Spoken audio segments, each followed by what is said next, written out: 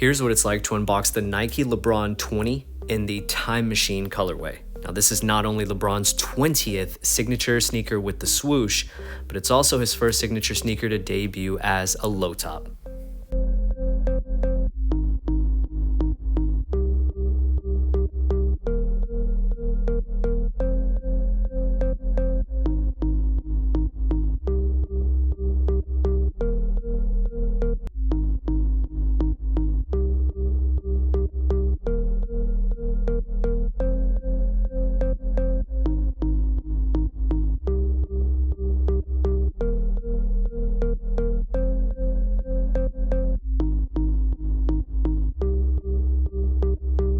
I have a ton of other sneakers in my collection that I have not shared on YouTube yet. So if you'd be interested in seeing more of my sneaker unboxings, let me know by hitting subscribe down below.